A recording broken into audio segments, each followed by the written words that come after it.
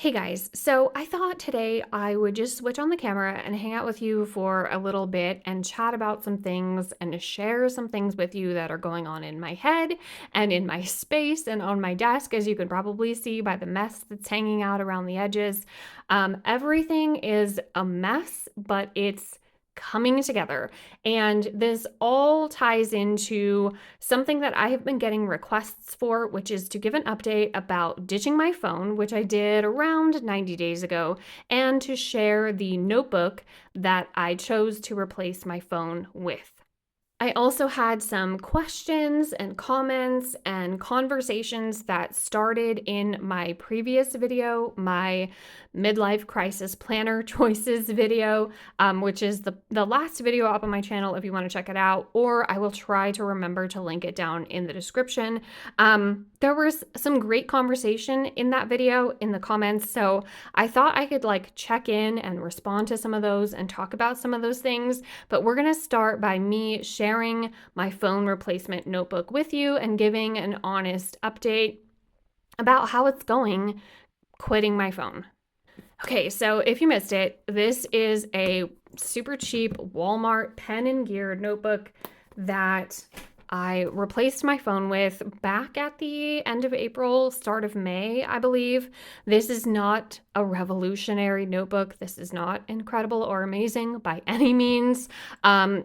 It's not the best, to be honest. I pulled the price tag / pen and gear sticker off the back and it did this. And, I've done some things on the inside that have made the pages tear out a little bit. But the fact that I was able to decide to quit my phone and move forward on that and have something physical in my hands, in my pocket, in my purse to reach for instead of reaching for my phone is what made all the difference. It actually has very little to do with the notebook itself. And I would say, related to my previous video, the decision to heal my creativity, the goal to heal my creativity, really kicked off by choosing to give up my phone. I feel like I'm at the point in my life, I am of a certain age where I can't be constantly consuming and creating at the same time. I just don't have the bandwidth for that anymore. So I picked up this notebook. I have shared this, I think, a couple of times in videos previously, so I'm not going to go super into the setup and all of the pages and things like that, but I will share with you guys some of the things that I've done in here that I really love and why I will keep using a notebook like this going forward. So I would say I use this notebook occasionally more than regularly, or I guess less than regularly. I don't use this notebook regularly. I don't use this notebook daily. This notebook was to be there for me when I felt like reaching for my phone. I would grab a notebook instead. When I felt like I needed to Google something, I would put it in the notebook instead. When I wanted to math something on the calculator, I would grab the notebook instead. What I found was I was already to the point where I was done with my phone. I was sick of social media. I was only on Instagram, so it wasn't a lot to get over in the first place, but I was super done with headlines and all of that baloney, the political trash. I was done with Instagram and the fact that it's nothing but ads. I was not seeing anything from the people I was following. I think I was following close to 1,000. I wasn't seeing anything from them. And the fact that just before I quit, they were definitely on the verge of giving it over to AI and there was going to be a ton of fake posts, I was ready to be out of there. So I wasn't reaching for this because I wasn't reaching for my phone. What I did was I put my phone on a buzzy sound notification, whatever that is. It's somewhere between vibrate and a ding. And I just set it in the corner beside the cookbooks in my kitchen like I would a regular landline phone. I've been using it to text friends and to text my husband when he's at work. And that's it. I check notifications occasionally because I do get brand offers and things like that in my email or a question in the YouTube comments. But I have successfully avoided my phone and avoided social media. I'll share more about that in a little bit because I do think I found myself a loophole when I was in a situation in the month of June, and I think that that was sort of robbing my creativity, but I'll get back to that in a minute. We're going to talk about the pages that are in here. So I've already shared some of these things that I reached for the notebook for instead of my phone. I have some tabs put in here because these are things that I want to reference regularly. So I can just flip open and go to the pages that I want to see again. So for example, a vacation page. If we go back to this same spot again, there's some food places, some coffee places that we want to try. If we stay at the same hotel, which we had a fantastic experience with, however, the television, the volume setting is super messed up, so you can't hear it above a whisper no matter how much you turn it up. I wanted to make note for us to bring cards so we can play card games, and then find another bookstore in the area because the one that I was excited to go to was actually closed and going out of business. The other reference page that I put in here is the best finds spot for when my husband takes me on thrift dates, and then a thrift wish list, so things that I'm looking for. I also put some tabs back in the back so that when we do go thrifting, I am not buying things that I already have. So I'm making a list of all of the Stephen King books that I own. I made a mistake though by backing it up against a pen test because I'm gonna have more than these 2 pages. So I hopefully we'll be able to put some on here as well. And here's a list of the Scooby-Doo movies that we own. We love Scooby-Doo, me especially. So I keep it on in the background regularly, especially during the fall and winter. And those are on the wish list, but I don't want to double up and buy ones that we already own. So I think these are my favorite things about this notebook. It's something simple to keep in my bag, but I can reference it when we're out and about, thrift stores, things like that, and have checklists. I love this of keeping a list of books if you are shopping for books regularly, but you don't want to double buy ones that you already have. I love doing this. And then in the very back here, I just put International Morse code. So if I'm sitting somewhere waiting for my husband and kiddos, or waiting for anything, I can learn Morse code with this notebook just in my bag and I can grab it out. You hear that cracking sound though, you guys? That really worries me. It sounds like this notebook is going to fall apart. And when I lifted this tape to try to get these bubbles out of here, it started to rip the page. Not the greatest notebook at all, but I'm still happy with the decision that I made. Some people commented on my initial video of quitting my phone and replacing it with a notebook that there are people, I guess, on YouTube or social media who are deconstructing their phones. They're buying all of the pieces individually, calculators, cameras, recorders, all of those things. I don't even know what most of those are. I wasn't seeking to spend a ton of money and make my life more difficult, but still use the same amount of technology. I just wanted to be done with my phone. And it has worked. I have, for the most part, avoided my phone. I'll catch a few headlines here and there, but again, I am not doing any of the scrolling. I haven't been back on Instagram except for when I kept getting notifications that someone was trying to change my password. And that was kind of weird. Maybe this is a conspiracy theory, but I have a feeling that Instagram did that to try to get me back on. Let me tell you why. I was getting notification after notification in my email to come back to Instagram and check out this person's post and that person's post. And then I get an email saying that, oh, really, Alana, me, posted and to come check it out. And I was like, that's weird. I just deleted the notification. The very next day, I get notification after notification that someone is trying to change my password and log into Instagram. So I logged in. There was nothing there. Nothing had changed. Nothing was different. So I logged right back out again. And I don't know. That was really weird. I feel like Instagram was fishing to get me to come back. But you guys, I just don't care to. I don't care to be on Instagram. I don't care to be on TikTok. I don't care to be on Twitter. I don't care about any of those spaces. I'm in my Facebook group, and I don't have a Facebook actual like profile of my own to interact with and keep up with, I don't know, people from high school. I don't have that. I just have the Facebook group related to this channel and my author channel, and I check in periodically over there. But again, there's not a system set up for me to doom scroll. If you're looking for tips on how to quit your phone and to pick up a replacement notebook like this, I don't know how to do it. Honestly, I was just so ready to be done. I was so over tolerating all of these trash ads and baloney headlines and one scare tactic after another.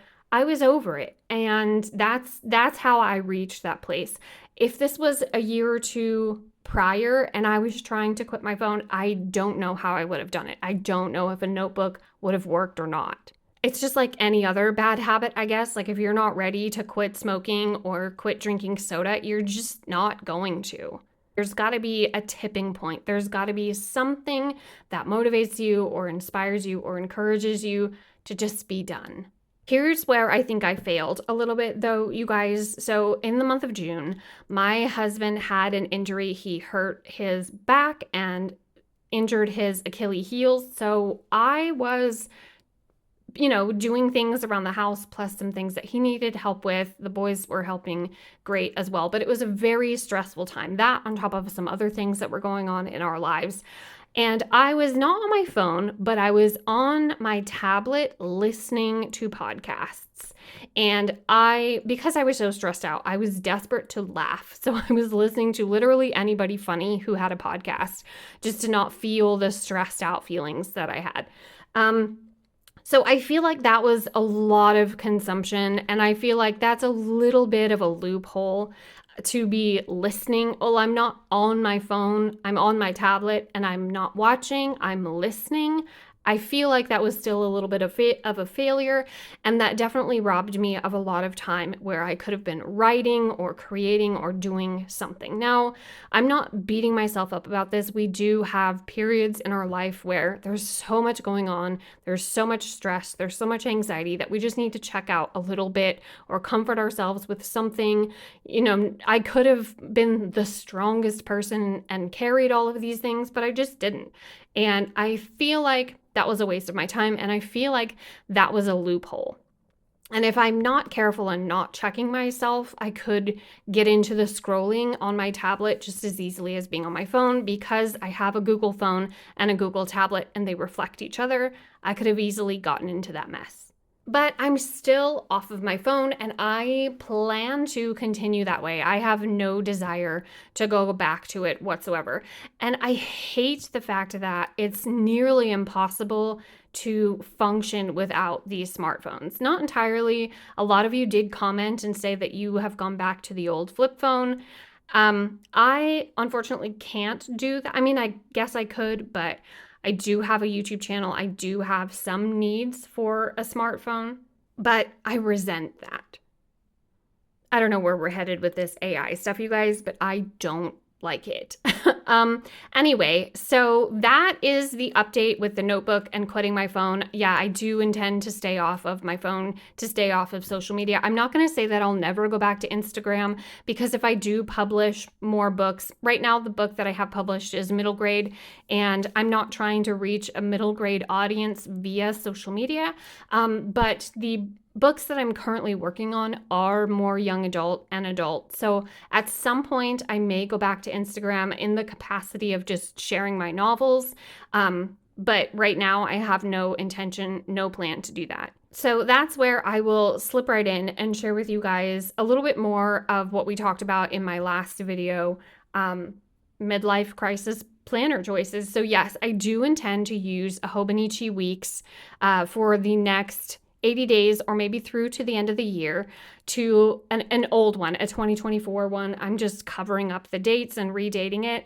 I want to create a system that supports my creativity in that planner, in this planner. So And also, in addition to this, I am completely rearranging, cleaning up, dumping out, organizing my office. It's a complete mess. It's in overhaul mode right now. But I am setting it up to also support my creativity and to support my writing. Right now, my office is very planner and sticker focused, and I am changing all of that to have my writing be the primary focus. If you guys want to see a room tour when it's all done and all set up, I would love to share that with you. But let's talk about the Hobonichi really quick. So some people had some great tips and advice for healing my creativity and choosing the right planner for me and the right planner setup and tools and materials. And it's my bad for not being super specific in that video. Healing my creativity for me has everything to do with my writing. I am an author. I have dreamed of publishing books and telling stories since I was a kid, and my books are my number one priority when it comes to my creativity. So I wasn't speaking specifically about planners and notebooks. I'm okay with however they turn out. They're not going to be perfect every time. This is just, it's a hobby and a necessity to me at the same time. I obviously need a planner, but I like to decorate them, and I'm going to decorate them however I do it. But there were some great tips and ideas in the comment section of that video. So again, go check it out, especially if you are looking for creativity when it comes to planners and planner piece. The purpose of the Hobonichi weeks was to use up something I already had that I felt like was going to go to waste, to use what I have to try to design a good system for myself. So I'm going to go through these pages and try different styles and different layouts through to my 40th birthday, or maybe through to the end of the year, because I do want to stick to a planner system in 2026. So one of my goals, you guys, I guess for next year, as I'm going through this office and cleaning up and organizing, is to stay in the same planner and the same notebooks and the same memory keeper for the entire year. So the worst feeling, the biggest bummer as I'm cleaning this office is seeing how many times I stopped off when I was documenting memories and picked up something different. And that is going to haunt me, you guys. To not have a consistent memory keeping spot for a whole year. I did a few times back when I was using Happy Planners and when I first started the Passion Planners. So I'm not like a planner quitter and a planner hopper constantly, but the fact that I have a few where I didn't stick with it throughout the whole year really bothers me. So for 2026, one of my goals is to get into the Hobonichi. I guess a lot of people say that the planner or the paper is really bad now. So I don't know. I hope they'll change it. We'll see. Maybe it'll be fine for me.